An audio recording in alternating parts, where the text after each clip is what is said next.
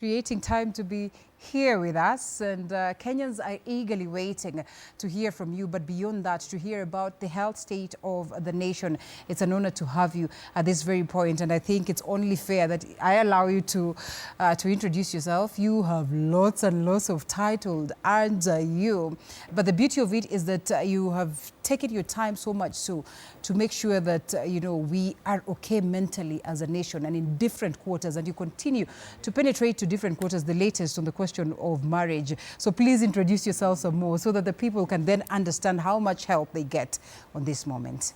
Yes, leader. I am Catherine Gachutha. I am a counseling psychologist, and I have been a counseling psychologist for more than 25 years. I was a high school teacher and left high school.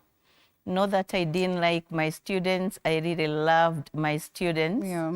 But I wanted to come to full-time counseling where I could help people who are suffering, whether it is in their families or individuals who have their own issues that they are struggling with.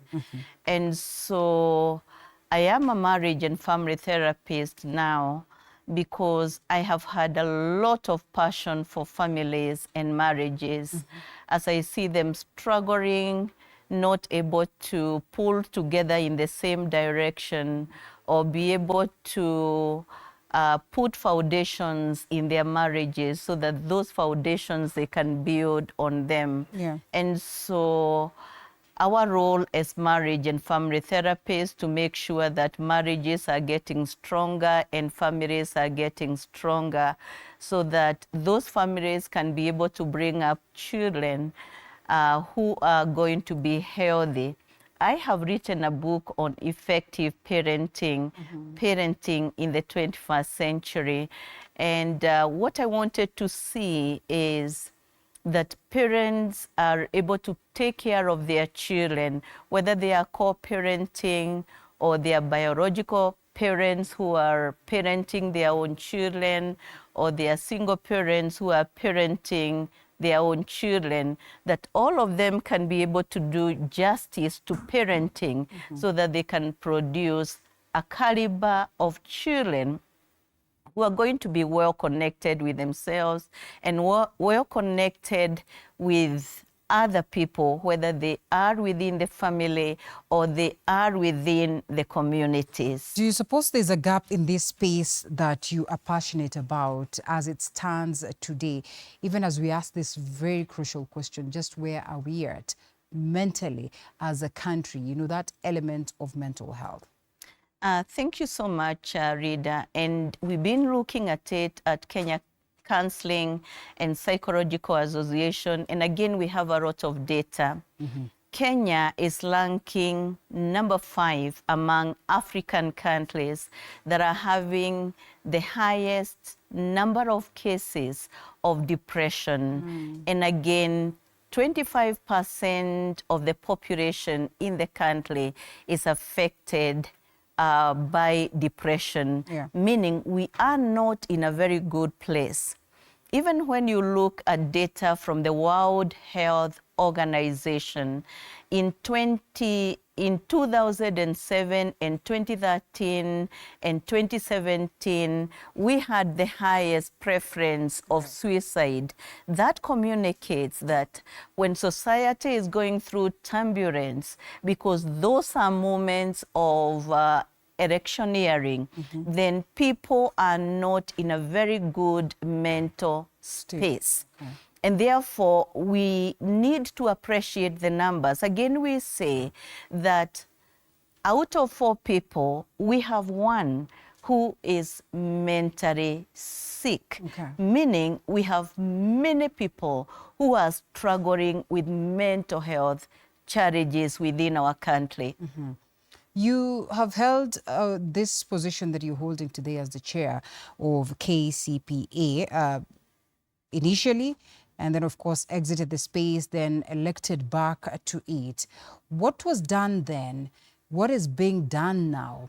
And why is it that even with the existence of very many councillors and such a vibrant association, we still are lagging behind in terms of addressing the concerns of mental health? Right. In the year 2009 up Yes. to 2012, I was the chair of then Kenya Counseling Association. It changed its name in 2013 and became Kenya Counseling and Psychological Association. Right. That is KCPA. And during that period of time, we wanted many people to be trained in counseling and psychology. And therefore, we partnered with Kenya Institute of Curriculum Development so that we can develop curricula that was going to help us in training counselors, certainly curricula that was recognized. Okay. And again, even in the advent of TVET CDAC, that is Curriculum Development, Assessment and Certification Council within TVET, we continued to develop curricula, that is in 2013, that was expanding Okay. the curricula within psychology and counseling, because then we were able to develop a diploma in marriage and family therapy. Now, come to this time, because I got again into the position of the chair in the year 2022. And the ground is different right now, because we are faced with a lot of challenges. People are going through struggle. The preference of suicide is getting higher and higher, and especially amongst our young people. And it is not like counselors and psychologists within KCPA and even within other professional bodies are not doing their part. But we need all persons to do their part, whether it is within the family or it is within a marriage relationship or within the community or even within workplace. Picture a research that was done last year among organizations within workplace. It brought out very scaring figures that 56% of the workers, they have mental health illnesses or they have symptoms of mental health illnesses. And in fact, this year's theme, that is on the Day of Mental Health Awareness in the world, is basically about mental health awareness at the level of the workplace. So just how is this then being addressed?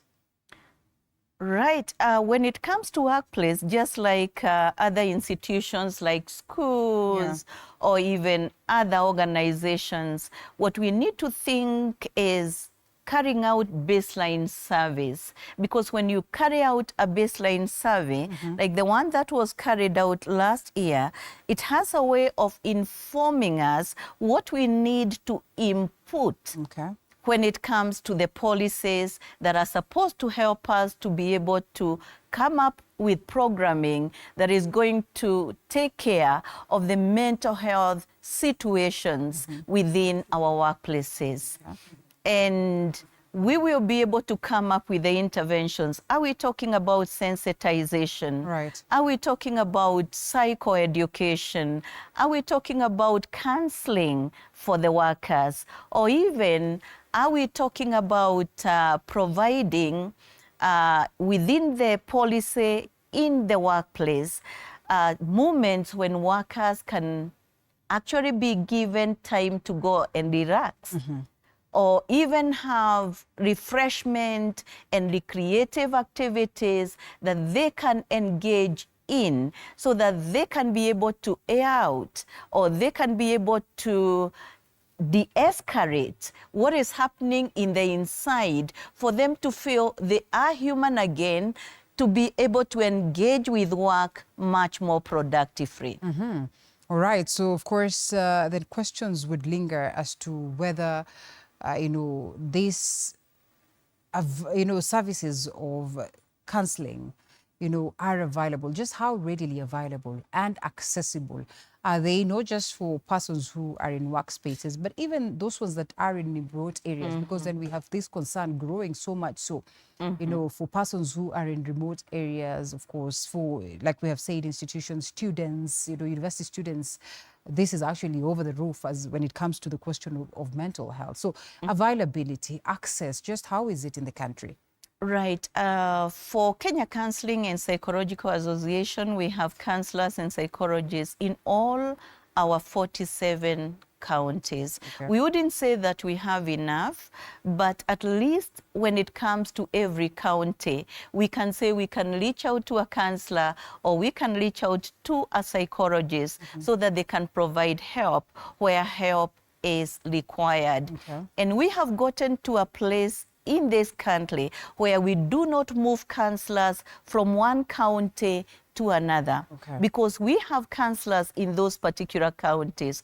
All that we need to do is to link up with them. And within the structure of KCPA, we have the secretariat within every county that has the numbers of counselors and psychologists within that particular county. And therefore we can reach out. We work with Kenya Red Cross and we work with those organizations like Kenya Red Cross and others because they know that KCPA has the numbers in regard to the counselors and psychologists within those different regions, and especially the counties and the sub-counties. And therefore we can bring the counselors along when they are required so that they can be able to respond to particular disasters and particular stresses and distresses that are happening within particular spaces.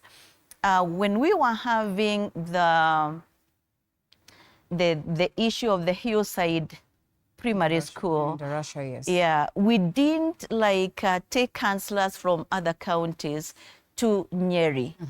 We just brought together the counselors in Nyeri, and those are the ones that were responding to the parents and to the family members and even to others that were requiring support, like even the school, the teachers and the administration, because you have to look at the whole age of those that are going to require support. And when psychological debriefing is done, we are bringing down people, what they are thinking and what they are feeling, so that they can start now processing what has happened in a much healthier manner. What we were stopping is we do not want the children from hillside to always develop or continually develop mental health symptoms because of a trauma that was not processed at the right time.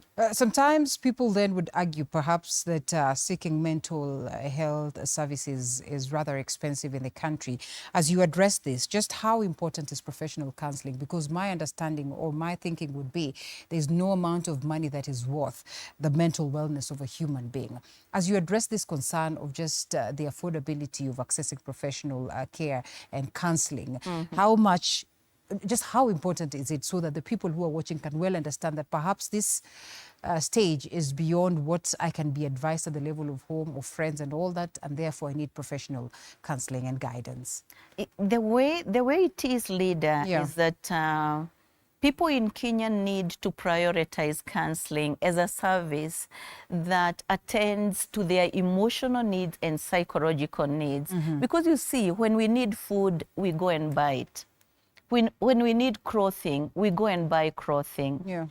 We haven't prioritized counseling services to that level where we see that it is a basic need. And we need to get there where we can see that we actually need to be going for counseling, even if you don't have issues that you are struggling with, just for you to go through an evaluation. All right. Well, I'm getting surprised that sometimes it's necessary that... Just for one to go through an evaluation, because when you go through an assessment, we will be able to pick, reader, you are having some anxieties that you have not handled. And you may be ignoring that, but that can escalate to another level that is not going to be very healthy for you. Or even a marriage that is not having turbulence. Can it be taken for counseling? Like, say, we will have counseling at the beginning of the year. We will have another one maybe in the middle of the year. And as we are coming to the end of the year, this means that we are more preventative when it comes to counseling rather than curative all the time. Because you see, leader, we wait for people to be sick so that we can wait for them on the other end, whether it's about addictions, that now the addiction level, they are so dependent to a point that now they need curative, they are not going to be needing prevention. Speaking of which, we are witnessing adjustments in the health sector. Just how much has this been factored in, the concerns on mental health, in terms of making sure that, we actually move from that space where then we seek advice or professional advice when we think, things have hit the fan, or, we get to a point where we say that perhaps we need to just have these checkups, even before it gets to a point where someone is not well. Just how much has this been factored in? You know, Rita, in this country, we are very rich when it comes to policies like in the Ministry of Health that are addressing like suicide. Like now we are supposed to be bringing the preference of suicide down by 10%. And so we need to shout about that. And we need to implement and mainstream the policies within government so that they can work for us. And therefore, what I would want to say is that we need to ensure that we are providing the correct information regarding mental health so that people can know what to do. Like KCPA is going to be having 2 days in the month of October, that is on 22nd and 23rd of October, on suicide prevention. And we are going to be having cases where people are going to be talking about their own struggles with suicide ideations. And we are also going to be having papers that are going to be presented on suicide prevention in the workplace, and even in the family, and even in the community. So I would say that invite us many times so that we can talk about this and we can be able to make a difference even in our faith institutions, because that's where people go many times, whether we are talking about mosques or we are talking about Christians, and those are spaces where a lot of education can be done, and we can come up with interventions within our faith institutions that can help people, and they can be able to reach out to the community so that we can take care of our people much better. KCPA being amongst the hugest associations or institutions that then speak to the concerns of, mental health in the country. Are there, challenges that you have faced in terms of, working together with government now that you say you have, pushed to have this incorporated at the level of the curriculum? Just what are the notable challenges that perhaps you feel like they would be addressed different so that we make, a good stride in relation to this? I think one of the challenges that we contend with, and every institution contends with that, are limited resources to be able to do that which we think needs to be done. Like, for example, we know in schools we need to train more of the mental health ambassadors, or even what we call the peer counselors, or even the psychosocial counselors, because when we equip the students to be able to help other students, or workers to be able to help other workers, then we are making sure that people will detect the cases as they happen, and they are also going to refer appropriately. So the challenge of the limited resources, and also the challenge of we do not have platforms where we can be able to continually teach and continually sensitize so that people can be able to appreciate that they need to take the issues of mental health very, very seriously at the individual level, at the family level, at the community level, at the workplace level, at the institutional levels. You see, you mentioned a very important thing, you know, in the involvement of everybody. But in the process, you find that there are those ones that are self-declared counselors and psychologists. And sometimes you do not know whether they are speaking, you know, with the confidence or with the authority of a professional. And some of them just decide because, well, I've been a pastor, then they declare themselves a psychologist. They declare themselves a counselor. Just how safe is that in terms of getting the right individuals to handle this concern? Leader, we are in a better space than we were maybe years gone. Right. We have the Counselors and Psychologists Act that is now getting operationalized under the Ministry of Health, where it is domiciled. Okay. And with the legislation of counselors and psychologists, it is going to be weeding out those that are masquerading to be counselors and psychologists eventually. It may not have done that now, but eventually we are going to be getting there, because anyone, even a pastor who is not trained as a counselor or psychologist, because the law is very clear that you have to have a diploma in counseling psychology, or you have to have a diploma either in counseling or in psychology for you to be given a license to practice counseling and psychology in this, our country. So time is coming when some of those people who are masquerading are not going to be doing what they do today. We are in an era where technology is basically where everybody is headed. What is being done in the country so that we can tap into this, the space of technology in terms of addressing the mental health concerns that we have as a country? We know that has happened to a very great level, but more needs to be done. And now counselors and psychologists are conducting a lot of counseling online, that you don't have to go to anyone's office for you to receive counseling. It can be provided to you right where you are through the virtual counseling. And we have been doing a lot of training virtually so that people can be able to get to a level to appreciate where they are. Is it loss and grief?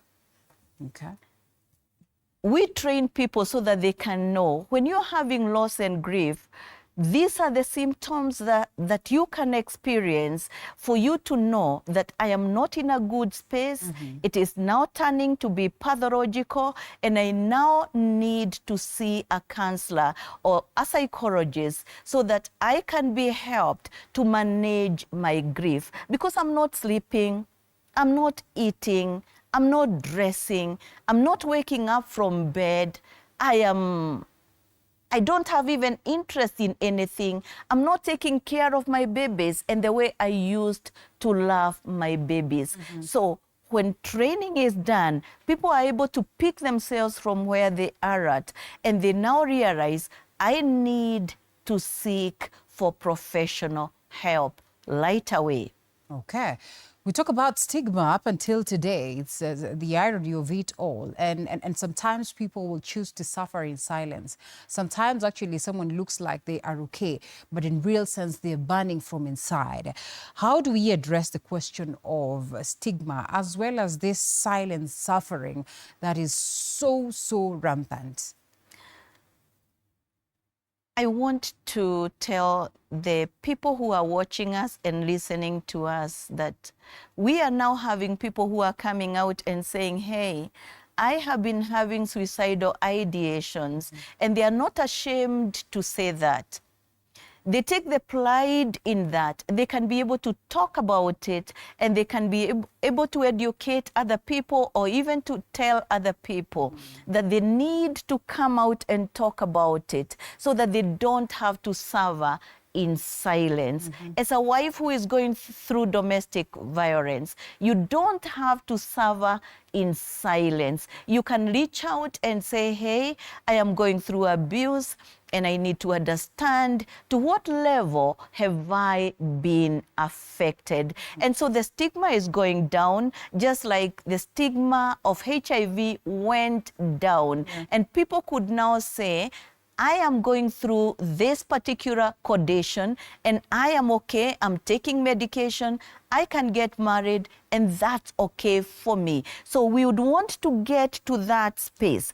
And KCPA, Kenya Counseling and Psychological Association, we would want to see a situation where people are able to come forth, talk about themselves, tell their family members, this is what I am going through. But we also know that depression makes one to recline, to withdraw, not to talk about your own condition. And therefore, the family members are the ones to say, you are not well and you need treatment, or you need to see a counselor or a psychologist so that you can be supported. All right, as we come to a close, just how different is,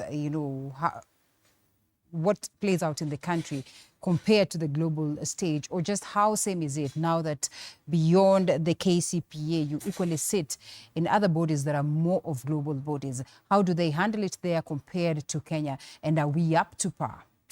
We are benchmarking a lot with other organizations like American Psychological Association, American Association of Marriage and Family Therapy. We are borrowing a lot from those bodies because sometimes we are in the same conferences together, we are learning together. International Society of Substance Use Professionals. In the month of June, we had gone to Greece.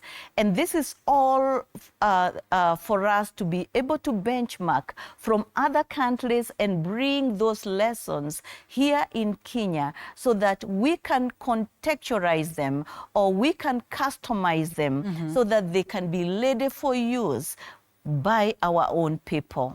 Yes. Where do you see us as we come to a close in terms of addressing mental health concerns, perhaps in the next 2, 3, 4 years as we close? I see us having a lot of resources that we can use.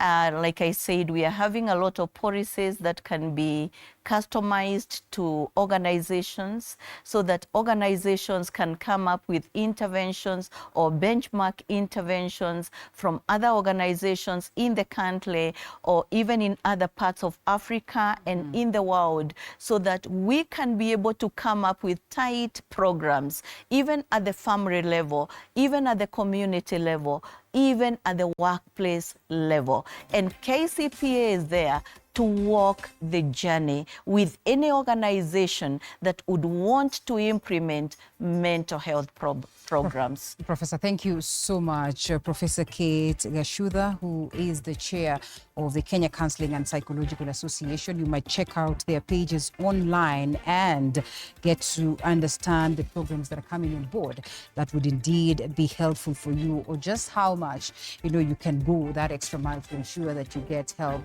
with the counselors that are registered under this. Professor, thank you so much for the great insights and for the updates that you've given us in relation to this. Remember that we have these cases, as Professor highlights, and it's important that we speak out the moment we feel like things are not going the right direction. And if we have our loved ones that are not willing to speak out, let us probe further. Let us help them get that help. It was great having you once again, Professor. Thank you so much.